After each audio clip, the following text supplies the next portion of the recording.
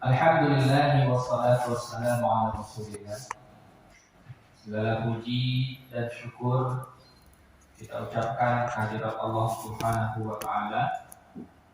Allah yang Maha Pemurah dan Maha Penyayang senantiasa masih memberikan kepada kita kesehatan, sehat dalam berpikir, sehat dalam bertindak, dan hari ini alhamdulillah kita dapat berkumpul kembali di kantor untuk melaksanakan tugas yang menjadi beban dan tanggung jawab kita sebagai pegawai di Mahkamah Syariah ini. Kemudian salawat dan salam kepada Rasulullah Muhammad SAW, panutan kita, Rasul kita yang telah berjasa untuk mengajarkan umatnya pengetahuan, ketuhanan, dan juga kemajuan di dalam berpikir dan juga bertindak sehingga kita menjadi umat yang terbaik. Kemudian selanjutnya yang saya muliakan Ketua Mahkamah Syariah ini, Wakil Ketua Mahkamah Syariah ini, Bapak Sekretaris, para pejabat fungsional dan juga struktural, dan juga seluruh pegawai Mahkamah Syariah ini yang sudah berhadir pada acara Minta pagi hari ini. Teman-teman sekalian dan juga bapak-bapak pimpinan, pagi ini lebih tepatnya bukan tausiah, akan tetapi hanya sekedar diskusi saja di antara kita yang bukan pertama kali duduk bersama, akan tetapi sudah sering, terlebih dengan Pak Rais misalnya, dengan Pak Jamhur dan juga dengan Pak Mo dan teman-teman yang lain, hampir seluruhnya kita sudah sering duduk bersama, minum kopi, ngemil sambil berdiskusi. Jadi pagi hari ini pun kurang lebih temanya tentang diskusi. Nah, dengan ibu-ibu ya hari ini momen diskusi lah. Diskusi ini hadir dari keresahan sebetulnya, dari keresahan, dari kebingungan, dan juga dari harapan besar saya selaku umat Islam, selaku orang yang tertarik untuk mengamati perkembangan sosial, terutama sekali yang berkaitannya dengan umat Islam saat ini. Pernah nggak teman-teman berpikir dan juga bertanya-tanya, kenapa kita mengetahui bahwa Islam ini pernah mencapai puncak peradabannya?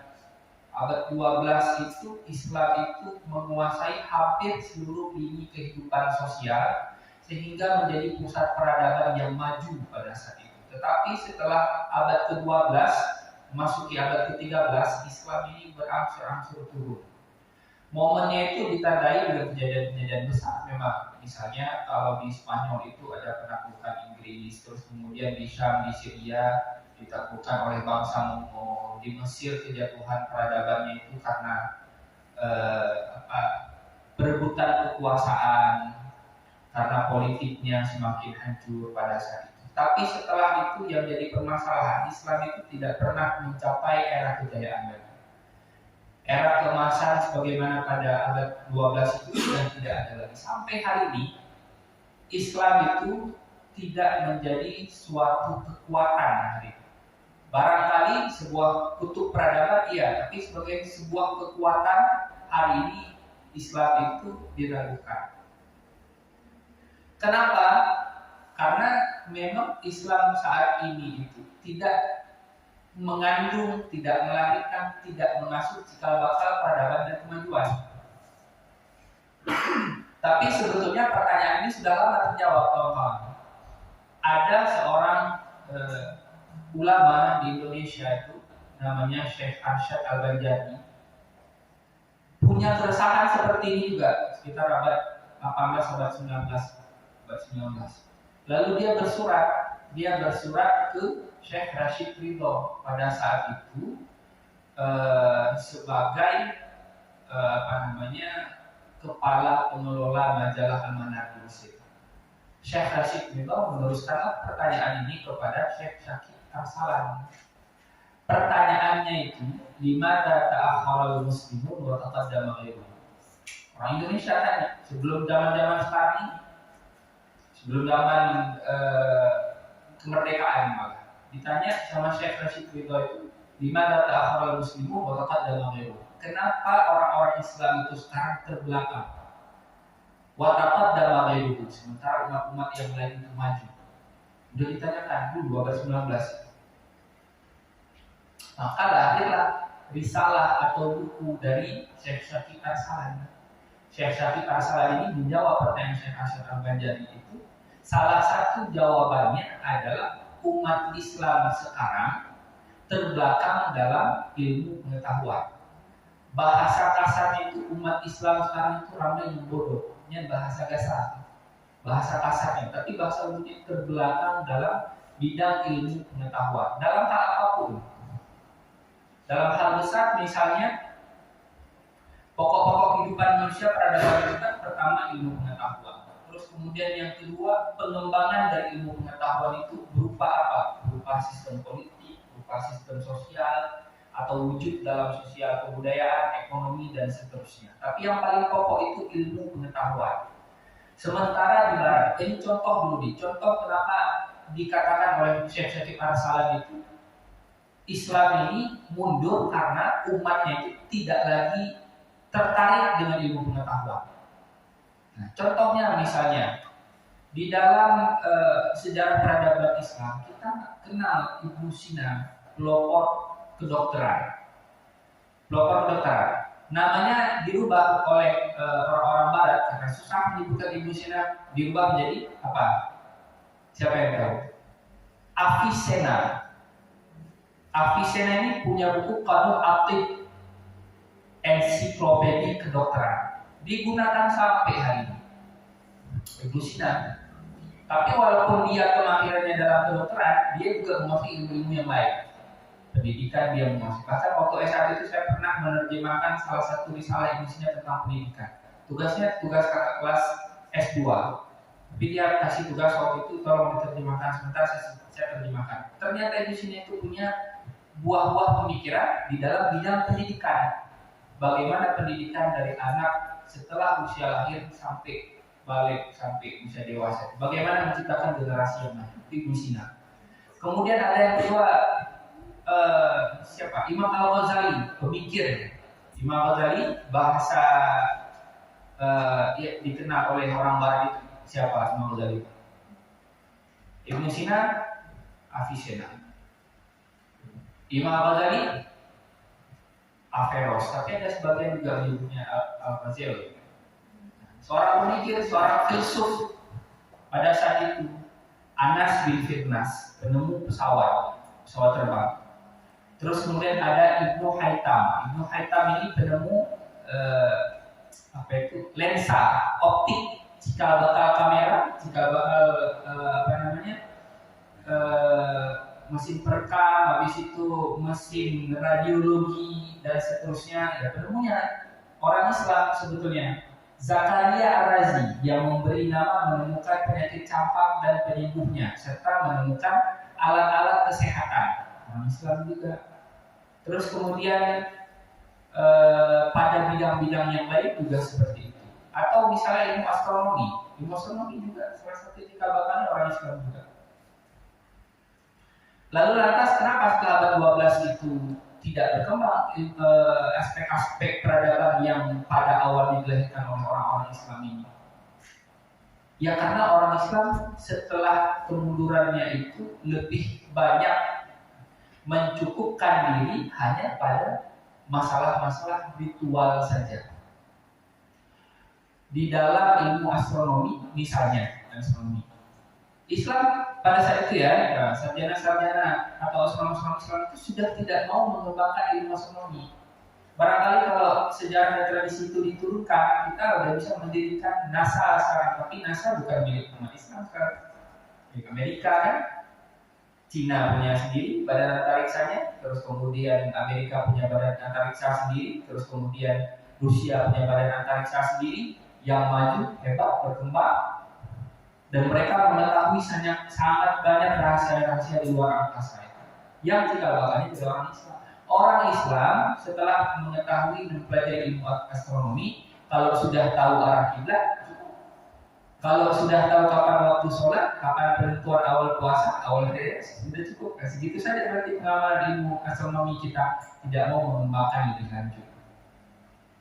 Jadi itu asal muasalnya adalah karena kita tidak melaksanakan firman Allah Subhanahu wa taala. Firman yang pertama sekali, A'udzubillahi minasyaitonir rajim. Bismillahirrahmanirrahim. Iqra bismi rabbikal ladzi khalaq. Bacalah.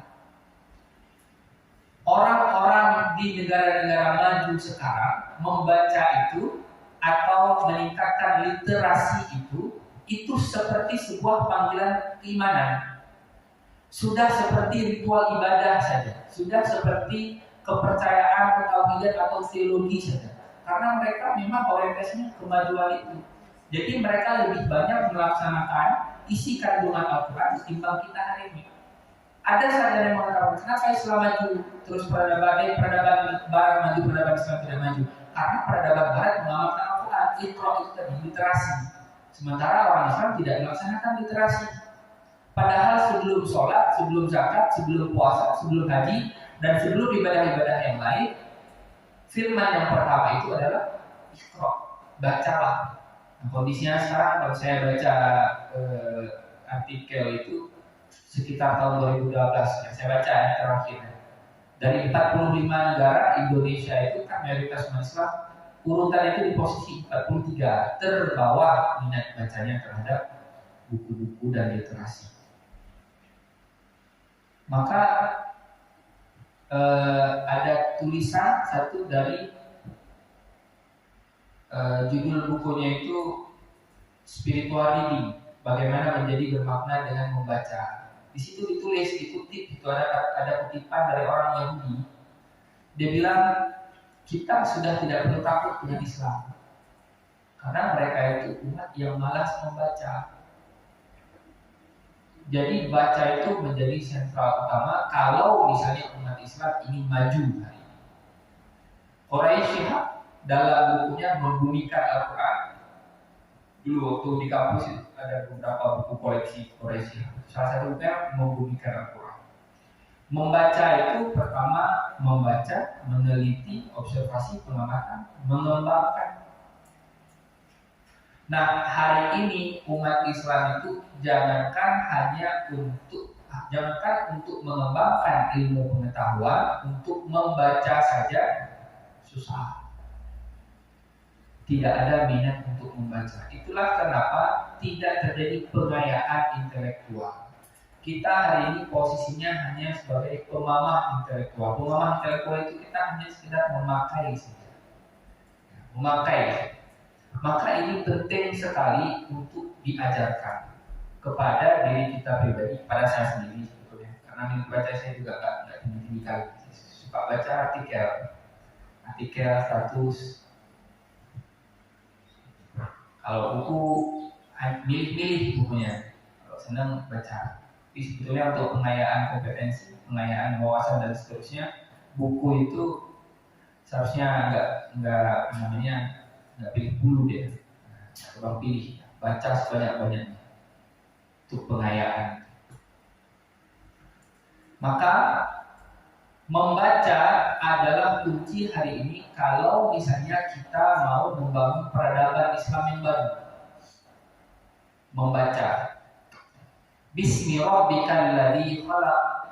Bacalah dengan nama Tuhanmu yang menciptakan kamu. Itu artinya apa berarti? Di dalam membaca itu ada aspek keimanan ketauhidannya. Yang kita baca ini seharusnya hal-hal yang akan melahirkan tindakan-tindakan, perbuatan-perbuatan dan dampak-dampak positif karena ada kaitannya dengan Tuhan. Iqra bismi rabbik.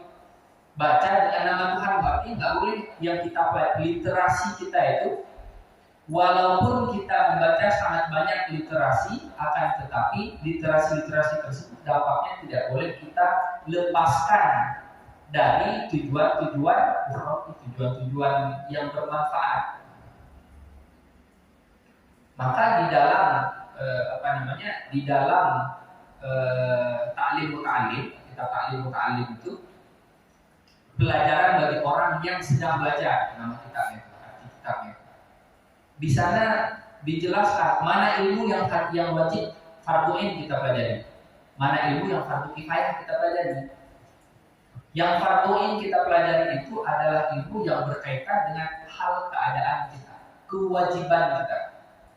Misalnya, sholat sudah pasti kita laksanakan, puasa sudah pasti kita laksanakan.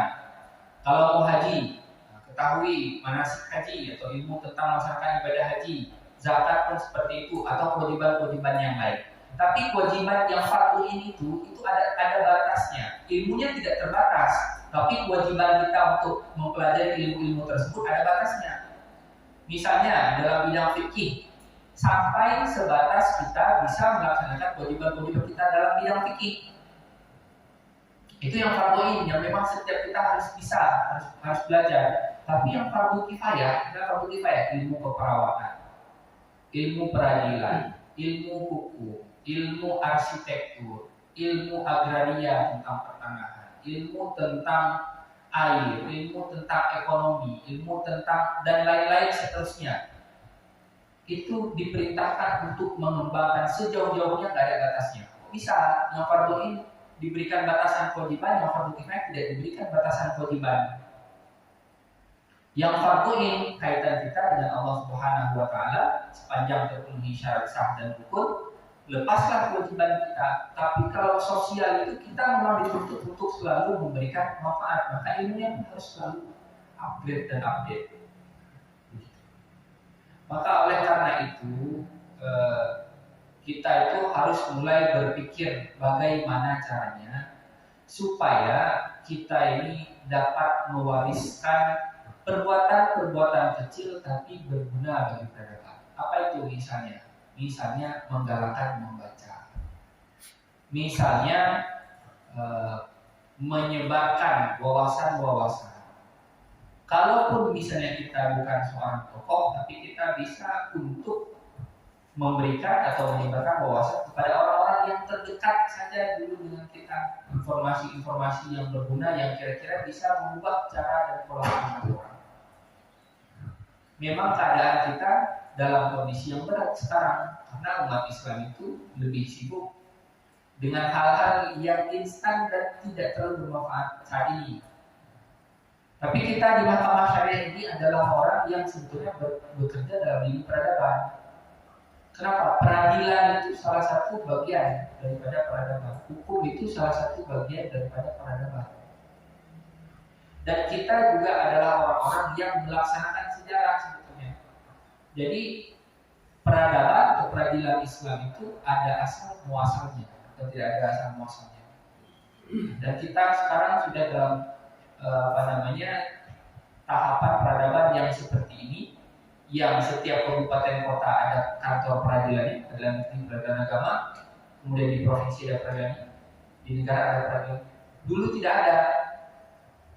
Dulu bahkan abad-abad ke-18 itu orang mencari hukum yang mendatangi orang yang dianggap alim, dijadikan sebagai hakim, qadhi, atau kalau masa kerajaan itu yang memang diangkat sebagai hakim, sebagai qadhi.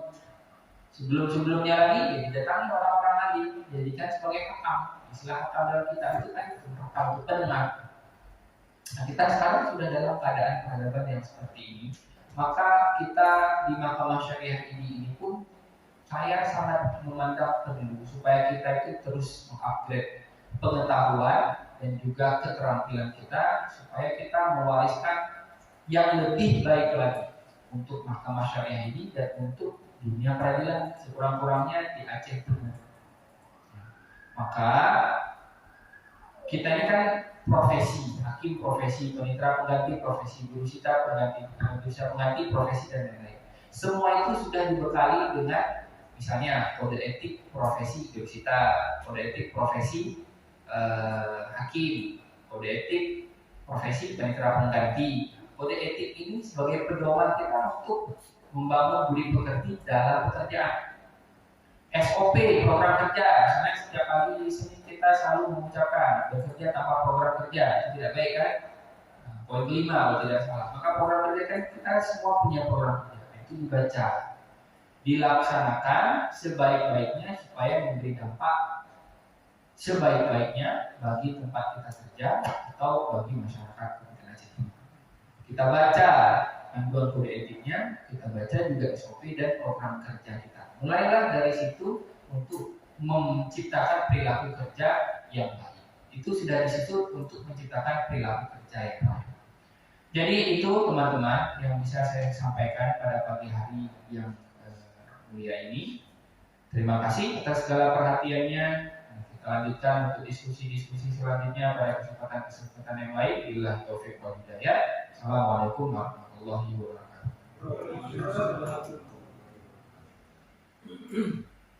Baik, terima kasih banyak Pak Islah yang sudah memaparkan kritikan daripada Rashid Ridho terkait dengan dimana akhlak muslimin, kenapa orang-orang muslim itu terbelakang sementara di Eropa atau di Arab, di konteks waktu itu Ridho ketika ke Prancis itu malah maju. Jadi tadi sudah kita dengarkan memang kita kurang ikhlas baca ya. Jadi itu yang disampaikan dan berharga sekali buat kita semua supaya kita terus mengupgrade diri ya, mengupgrade diri kedepannya skill supaya bisa meningkatkan kapabilitasnya sebagai mana kita memiliki profesi yang kita dapatkan hari ini. Tentunya kita itu punya perpustakaan, saya lihat bagus-bagus itu bukunya, tapi banyak debunya. Artinya apa? Jarang dibaca. Jadi mohon ke petugas perpustakaan supaya menginklankan supaya masyarakat atau supaya ini seluruh pegawai bisa baca nih. Kalau saya kadang-kadang suka ngambil, biasa bikin gitu kan. Jadi bisa juga sebetulnya di publish ke publik kalau memang ada yang mau baca di sini, yang minjem bisa jadi di anggota pustaka. Jadi bukunya bisa lebih bermanfaat gitu loh. Jadi kan tidak berdebu terus kayak gitu. Ini mahasiswa ada yang datang ke sini mau penelitian, oh ada buku bagus, apa dipinjamkan. Nah itu salah satu hal untuk meningkatkan literasi baca kita. Mungkin teman-teman ada yang mau bertanya dulu nggak? Pak Islah juga ada yang ini penasaran nih. Ini apa maknanya, ini apa? Ada nggak? Kalau ya ada yang mau tanya? Jangan tanya kita kopi apa nih kan? Kalau enggak kita akan lanjut mendengarkan arahan-arahan dari Bapak Ketua. Kalau enggak ada? Cukup ya? Cukup. Jadi nanti minta tolong untuk selanjutnya yaitu Pak Munawir, atau dikasih tahu Pak Munawir kalau saya sekarang belum hadir ya. Jadi supaya nanti dipersiapkan. Jadi nanti Pak Lukman supaya bisa menghapus setiap ceramah-ceramah yang ada di sini. Nanti kan Pak Islam bisa lihat lagi apa yang diceramahkan dan kita juga sama bisa melihat lagi. Jadi supaya konten YouTube kita bisa bertambah ya. Nanti saya ceramah, gitu kan, nanti saya udah pindah kemana, ya masih ada ceramah saya di sini kan gitu kan. Jadi ada yang nempel ya ke sini ya. Oke baik, selanjutnya kami persilakan kepada Yang Mulia Bapak Ketua untuk menyampaikan arahan-arahan kepada kami semua terkait kinerja kita sehari-hari dan sebagainya. Silakan.